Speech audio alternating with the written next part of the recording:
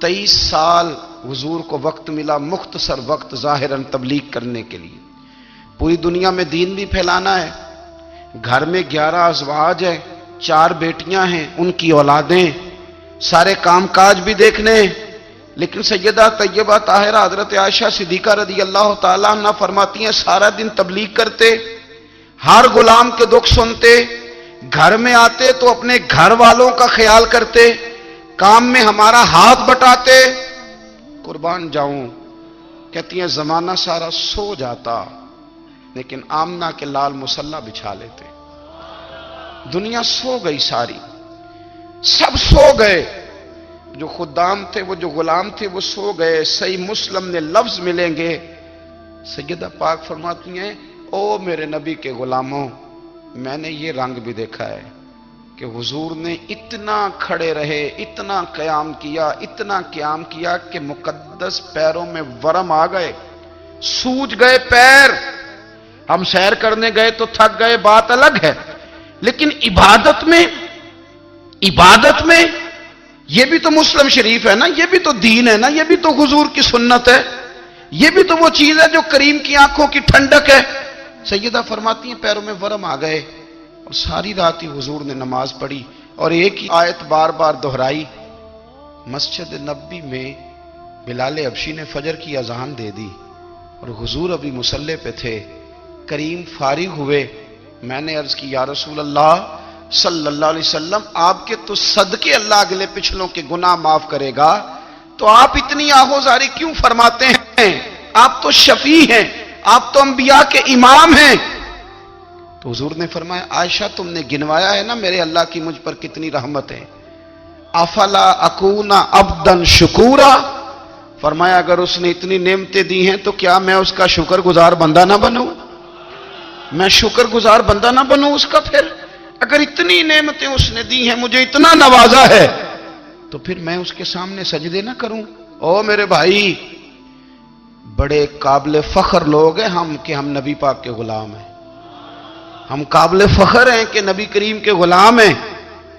کیا کبھی اس غلامی کے شکرانے میں بھی 2 نفل پڑھے کہ یا اللہ تیرا شکر ہے تو نے ہمیں حضور کا غلام بنایا ہے؟ یاد رکھیں کہ اپنی روحانی زندگی کو آباد کریں، استغفار پڑھیں، تسبیحات کریں، کچھ چھوٹے چھوٹے اعمال ہیں ان کو اپنی زندگی میں حصہ بنائیں۔ ترمذی شریف میں حدیث ہے، نبی پاک صلی اللہ علیہ وسلم نے فرمایا 3 مرتبہ صبح، 3 مرتبہ شام اعوذ باللہ السمیع العلیم 3 دفعہ یہ پڑھو، اور 1 دفعہ سورۃ حشر کی آخری 3 آیات، هو اللہ الذی لا الہ الا هو عالم الغیب والشہادۃ هو الرحمن الرحیم۔ اعوذ باللہ من الشیطان الرجیم ہے نا، اس کو پڑھنا ہے اعوذ باللہ السمیع العلیم من الشیطان الرجیم۔ فرمایا 3 دفعہ اس کو پڑھو اور 1 دفعہ سورہ حشر کی 3 آیتیں، 1 دفعہ صبح اور 1 دفعہ شام۔ صبح کیا ہے، شام کیا ہے؟ تو اعلیٰ حضرت بریلوی فرماتے ہیں صبح سے مراد ہے آدھی رات ڈھلنے سے لے کر سورج نکلنے تک، آدھی رات ڈھلنے سے لے کر یعنی تہجد کا ٹائم سے لے کر سورج اور شام کیا ہے، دوپہر ڈھلنے سے لے کر مغرب کی اذان تک، یہ شام ہے۔ اب سن لیں، یہ ترمذی کی حدیث ہے سیاستہ کی، نبی پاک نے فرمایا جس نے 3 مرتبہ اعوذ باللہ پڑھی اور 1 بار سورہ حشر کی آخری 3 آیتیں پڑھی، 1 دفعہ صبح پڑھے، 1 دفعہ شام پڑھے، نبی کریم علیہ السلام فرماتے ہیں اگر صبح پڑھے گا تو 70,000 فرشتے شام تک، اور اگر شام کو پڑھے گا تو 70,000 فرشتے صبح تک پڑھنے والے بندے کی مغفرت کی دعا مانگتے رہیں گے۔ چلے میں تو اس بات پہ بھی بڑا راضی ہوں کہ پہلی دفعہ اہل سنت میں ایسا ہو رہا ہے کہ وظیفہ ملنے پر لوگ نعرے لگا رہے ہیں، ورنہ وظیفہ بتائیں تو کہنے یہ بھی پڑھیں گے پر کوئی تویز بھی لکھ چھڑو ماڑا گیا۔ ایک صاحب آئے مجھے کہنے لگے جی برکت کوئی نہیں، غربت بڑی ہے۔ میں نے کہا سورۃ واقعہ پڑھا کر، کہنے پیر صاحب تھوڑی تکلیف کرو کو میں نے تویز بھی کر دیو۔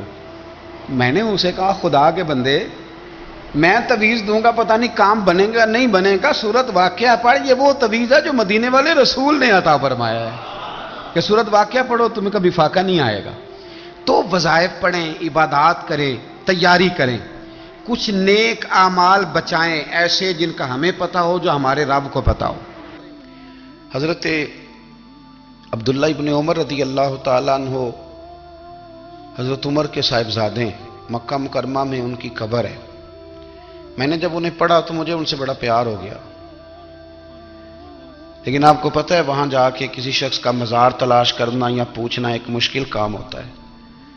تو ایک دفعہ میں مکہ شریف میں حاضر تھا، تو ایک گاڑی والا ڈرائیور مجھے کہنے لگا کہ مولانا میں آپ کو جانتا ہوں، مجھے آپ سے محبت ہے، ایک بات بتاؤں آپ کو؟ میں نے کہا بتاؤ۔ کہنے لگے حضرت عبداللہ ابن عمر کی قبر دیکھنی ہے۔ میں نے کہا یہ تو نہیں کہہ رہا، یہ کسی نے بندوبست کرایا ہے، یہ اللہ نے تیرے دل میں بات ڈالی ہے، یہ ہو گیا تو لے چل مجھے۔ حضرت عبداللہ ابن عمر کو نبی پاک نے فرمایا تھا راجل صالح، یہ نیک بندہ ہے، یہ متقی آدمی۔ حضرت عبداللہ ابن عمر رضی اللہ تعالیٰ عنہ سیدنا فاروق اعظم رضی اللہ تعالیٰ عنہ کے صاحبزادے ہیں، اور ان کی ہمشیرہ سیدہ حفصہ رضی اللہ تعالیٰ عنہ حضور کی زوجہ محترمہ ہے۔ ایک دن اپنی ہمشیرہ سے کہنے لگے کہ نبی کریم صلی اللہ تعالیٰ علیہ وسلم گھر میں آئے نا، اور اگر حضور غم امت میں پریشان نہ ہوں، طبیعت کو حشاش بشاش دیکھو، تو ذرا پوچھنا تو صحیح حضور کا میرے بارے میں کیا خیال ہے، پوچھنا تو صحیح کہ کریم کی بارگاہ میں میرا کیا مقام ہے، میرے بارے میں حضور کیا فرماتے ہیں۔ اب بہن کو کام بتائے، اور بتائے بھی بھائی، اور پھر بہن وہ کام نہ کرے، یہ تاریخ میں ہوتا نہیں۔ حضرت عمر فاروق رضی اللہ تعالیٰ عنہ کی صاحبزادی ام المومنین رضی اللہ تعالیٰ عنہ فرماتی ہیں کہ میں تو بس منتظر تھی، انہوں نے تو کہا تھا نا کہ اگر تم حشاش بشاش دیکھو تو بات کرنا، لیکن حضور تشریف لائے، میری باری تھی، میرے گھر تشریف لائے، کھانا پیش کیا تو فوراً میں نے عرض کی حضور ایک بات پوچھنی تھی، تو حضور نے فرمایا پوچھئے۔ میں نے عرض کی حضور میرے بھائی عبداللہ ابن عمر کے بارے میں آپ کا کیا خیال ہے؟ نوجوانوں میری بات پہ غور کرنا، میرے بھائی کے بارے میں آپ کا کیا خیال ہے؟ تو نبی کریم صلی اللہ تعالیٰ علیہ وآلہ وسلم نے میری طرف دیکھا، اور پھر حضور زیر لب تھوڑا مسکرائے، اور بریلی کے امام کہتے ہیں کہ حضور مسکرا دیتے تھے نا تو جو بڑا دکھی ہوتا تھا وہ بھی ہنس پڑتا تھا۔ اب سوال پیدا ہوتا تھا کہ پھر تو اس مسکراہٹ کے لیے انتظار کرنا پڑتا ہوگا کئی کئی مہینے کہ حضور مسکرائیں تو رونے والے ہنسیں، تو اعلیٰ حضرت فرماتے نہیں، انتظار نہیں کرنا پڑتا، یہ مسکراتے رہنا تو حضور کی عادت ہے۔ جس کی تسکین سے روتے ہوئے ہنس پڑے، اس تبسم کی عادت پہ لاکھوں سلام۔ یعنی یہ تو عادت ہے حضور کی مسکراتے رہنا، اس کے لیے انتظار نہیں کرنا پڑتا۔ بھائیو آپ خیال رکھیں گے، غور کریں گے، حضرت عبداللہ ابن عمر رضی اللہ تعالیٰ عنہ کے بارے میں پوچھا تو سیدہ فرماتی ہیں کہ نبی کریم صلی اللہ تعالیٰ علیہ وسلم نہ زیر لب مسکرائے اور فرمایا حفصہ تیرا بھائی ہے تو اچھا، لیکن میں نے سنا ہے کہ عشاء کی نماز پڑھتا ہے تو فجر تک سویا ہی رہتا ہے۔ او نوجوانوں، 10 بجے تک سونے کی بات نہیں ہوئی، 9 بجے تک سونے کی بات نہیں ہوئی، 11 بجے اٹھنے کی بات نہیں۔ حضور فرمانے لگے میں نے سنا ہے کہ عشاء کی نماز پڑھ کے سو جاتا ہے اور فجر تک سویا ہی رہتا ہے، اسے چاہیے کہ تہجد کے وقت اٹھا کرے، اللہ کی بارگاہ میں حاضر ہوا کرے، آہوزاری کرے، سجدے کرے، عبادت کرے، اٹھتا ہے اور فجر میں جا کے اٹھتا ہے۔ حضرت جناب حفصہ رضی اللہ تعالیٰ عنہ کہتی ہے میں نے جناب عبداللہ ابن عمر کو پیغام دیا اور میں نے کہا میرے جوان بھائی سن، نبی پاک نے فرمایا ہے تو اچھا پر تہجد میں نہیں اٹھتا، نفل نہیں پڑھتا۔ او میری ملت کے جوانوں، مزہ نہیں آ جاتا جب ساری دنیا سوئی ہو، ساری دنیا، اور بستر بھی گرم ہو اور نیند بھی پورا غلبہ کر رہی ہو، اور اچانک گھنٹی بجے دماغ میں، آنکھ کھلے، گھڑی پہ نظر پڑے، 3:30 4 بجے کا پیغام گھڑی بتائے، اور کوئی چڑھتی جوانی والا اٹھ کے وضو کرے، اور جب وہ مصلی کھول کے بچھائے تو مدینے والے محبوب کہتے ہیں کہ ہر نماز پہ رب ثواب دیتا ہے، اور جو اٹھ کے تہجد کی نماز پڑھے اسے دیکھ کے تو رب مسکراتا ہے، جو اس کی شان کے لائق ہے، جو اس کی شان کے لائق، وہ مسکراتا ہے، خوش ہوتا ہے کہ میرا بندہ تہجد میں اٹھ گیا، وہ مسکراتا ہے۔ کاش ہماری صبحیں کبھی اپنے مالک کے نام ہو جائیں، کاش کے صبح حضرت ابو الحسن رحمت اللہ تعالی علیہ حضرت معاذ ابن جبل رضی اللہ تعالیٰ عنہ کے پاس بیٹھا کرتے تھے. فرماتے ہیں ان سے جو پیار بڑھا تو پھر میرا مصلی سے بھی بڑھ گیا. تابعی ہیں. فرماتے ہیں صحابی رسول سے محبت ہوئی تو ذکر سے بھی ہو گئی, پھر درود شریف سے بھی ہو گئی. محبت ان سے بڑھی تو پھر اللہ نے مسجد کا پیار بھی بڑھا دیا. آپ فرماتے ہیں کہ میری ہر وقت بھی یہ چاہتی تھی کہ بس اللہ اللہ کروں, بس اللہ اللہ کروں, بس نہ میں ذرا تھوڑی جان چھڑاؤں لوگوں سے, کو 10 منٹ ملے تو میں کچھ 4 نفل پڑھ لوں, میں تھوڑا سا نہ بچوں لوگوں سے, اور مجھے تسبیح ملے تو میں نہ کچھ 400-500 دفعہ استغفار پڑھوں, سبحان اللہ, الحمدللہ, اللہ اکبر, لا حول ولا قوت الا باللہ, میں نہ تسبیحات پڑھوں. فرماتے ہیں کہ بچے تھے گھر میں 6-7, غربت تھی, کام ملتا کوئی نہیں تھا, اور میں کام چور نہیں تھا, کام ڈھونڈتا تھا, پر اللہ کی قدرت کے کام نہیں ملتا تھا. فرماتے ہیں کہ میں نے ایک دن اپنی اہلیہ سے کہا کہ آج میں پھر جاتا ہوں کام ڈھونڈنے. تو میری بیوی بڑی فرما بردار تھی, پر اس دن نہ غربت کے ہاتھوں تنگ آ کے کہنے لگی, آج نانا کوئی تو چیز لے کے آیا. تو مجھ سے بچوں کی بھوک نہیں دیکھی جاتی. یہ سب روگاں دا روگ محمد جس دا نام غریبی, کنڈ بلا کے لنگ جاندے نہیں دوست یار قریبی. آج نہ کچھ لے کے آیا تو میں بچے لے کے میکے چلی جاؤں گی. شیخ فرماتے ہیں کہ میں بڑا پریشان گھر سے نکلا, پر میں نے صبح سے لے کے زور تک کام ڈھونڈا, کام ملا کوئی نہیں. تو میرے دل میں خیال آیا, چلو کام نہیں ملتا تو اللہ اللہ تو کرے نا, چلو بندوں کی مزدوری نہیں ملتی تو رب کریم کی عبادت ہی کرتے ہیں. فرماتے ہیں کہ میں نے نا فرات کے پانی سے وضو کیا, نہر کے, شدید دھوپ تھی, ساتھ ریت تھی, اور ریت تپ رہی تھی. میں نے اپنا رومال وہیں مصلی کے طور پر بچھا لیا, اور فرماتے ہیں کہ زور سے لے کر عصر تک نماز پڑھی. دھوپ بھی پورے زور پہ, پر میرے سجدے کا ذوق بھی پورے زور پہ. فرماتے ہیں سورج بھی چمک رہا ہے, اور رب کی عبادت کا ذوق بھی پورے زور پہ. میں سجدہ کروں تو پھر میرا اٹھانے کو جی نہ چاہے. میرے استاد لکھا کرتے تھے, یہ ان کا شعر ہے, وہ کہا کرتے تھے, مجھے سوز دے, مجھے ساز دے, اور مجھے نیم شب کا نیاز دے, دم سجدہ خود کو میں توڑ دوں, مجھے ایسا ذوق نماز دے. اور میں تیری بہار کا پھول ہوں, میں کھلا بھی ہوں تو تیرے لیے, مجھے میری شاخ سے توڑ لے, مجھے اپنی زلف کا ناز دے.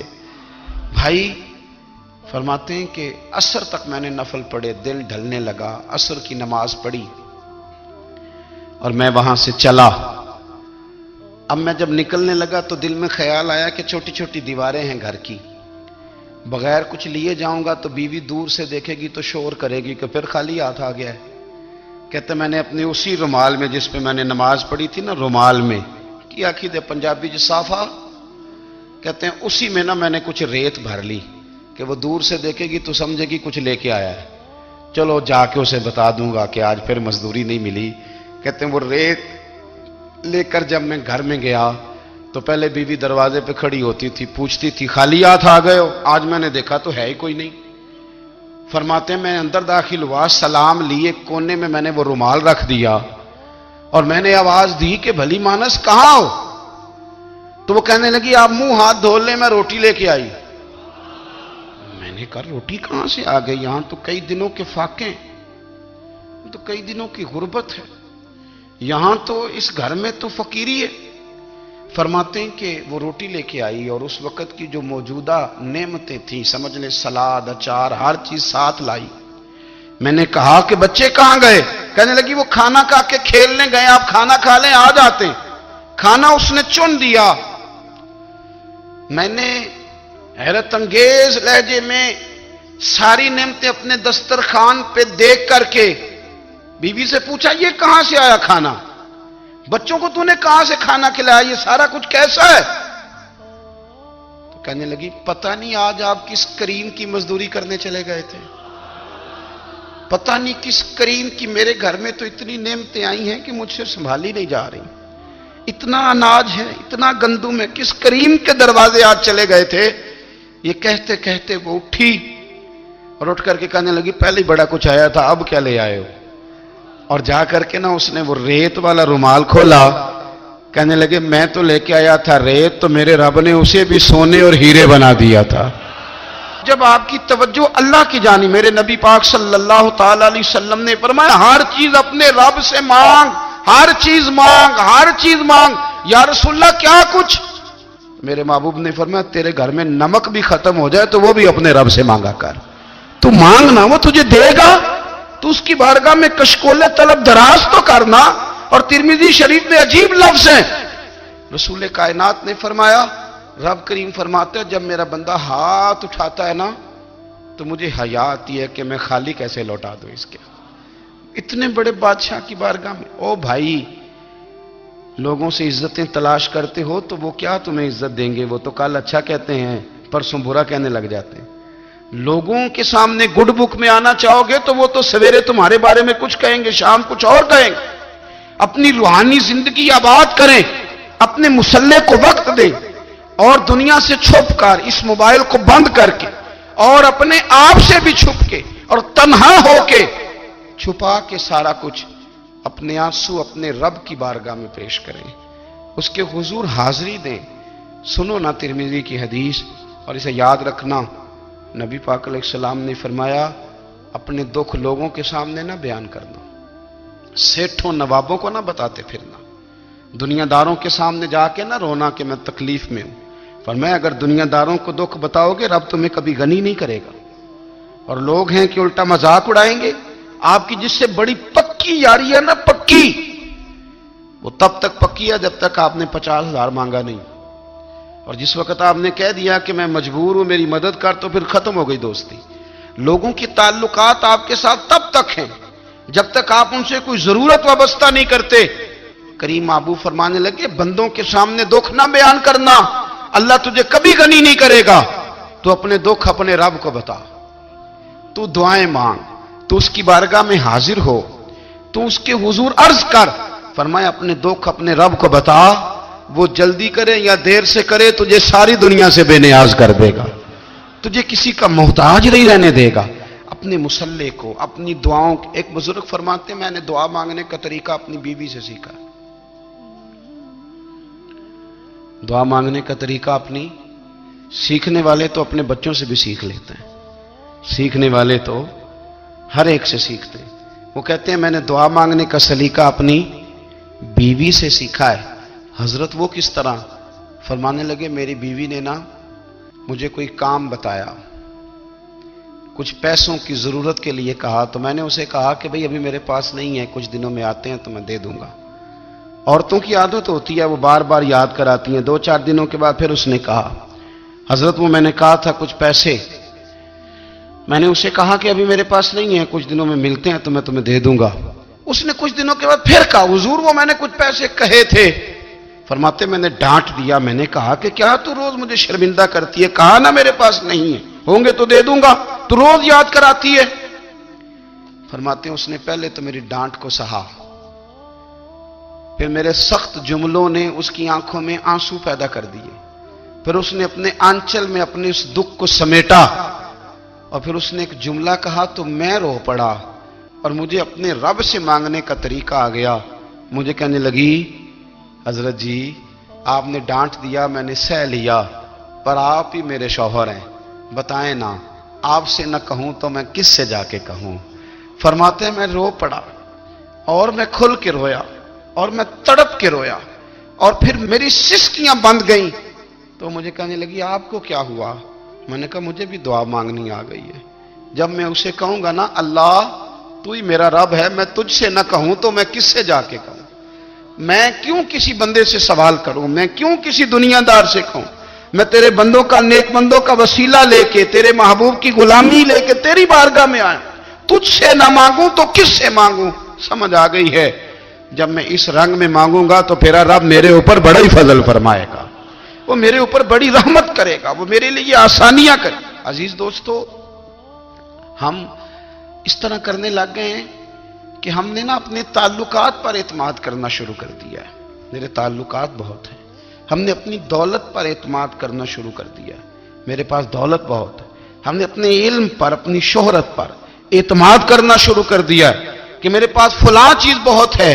یاد رکھنا جب بے نیاز اپنی صفت بے نیازی دکھاتا ہے تو بڑی بڑی دولتوں والے مجبور نظر آتے ہیں۔ بھائیو، جب انسان کا رشتہ اپنے مالک کے ساتھ ہوتا ہے پھر تو غم بھی کچھ نہیں کہتے، پریشانیاں بھی کچھ نہیں کہتی، پھر تو زندگی صبر والی، پھر تو زندگی توکل والی، پھر تو زندگی بھروسے والی، پھر انسان اپنے آپ کو رسوا نہیں کرتا، دنیا داروں سے امیدیں اس کی ختم ہو جاتی، امیدیں اللہ رسول سے لگا لیتا ہے، مضبوط ہو جاتا ہے، مضبوط طاقتور ہو جاتا ہے، خوددار ہو جاتا ہے، باوقار باعزت ہو جاتا ہے۔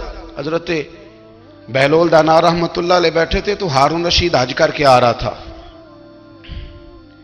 تو رستے میں حضرت شیخ سے ملاقات ہو گئی تو السلام علیکم کے بعد کہنے لگا حضور کوئی حکم ہو تو بتائیے گا۔ تو حضرت بہلول دانا فرمانے لگے تیرا رب کون ہے؟ اس نے کہا اللہ۔ تو فرمایا میرا کون ہے؟ کہا اللہ۔ فرمانے لگے تو بڑا ہی بیوقوف ہے، کیا تو یہ سمجھتا ہے کہ رب ہارون رشید کو تو دے گا اور بہلول دانا کو بھول جائے گا؟ تیرا بھی وہی رب ہے، میرا بھی وہی رب ہے، اس نے اگر تجھے دے کے آزمایا ہے تو ہو سکتا ہے مجھے نہ دے کے آزما رہا ہو، جب اس کی حکمت کے تقاضے ہوں گے تو عطا کرے گا اور دے گا، تو جا اپنا کام کر۔ بھائی اپنی روحانی زندگی، اپنی عبادات، اپنے وظائف، اپنے روزمرہ کے معاملات، اپنی دعائیں، اپنا استغفار، دیکھو کوئی مشکل کام تو نہیں، 2 رکوع ہیں سورہ واقعہ کے اگر رات کو پڑھ لی جائے تو۔ میں کس طرح یہ بات بیان کروں کہ تعویذ بانٹنا آسان ہے اور وظیفہ بتانا مشکل ہے؟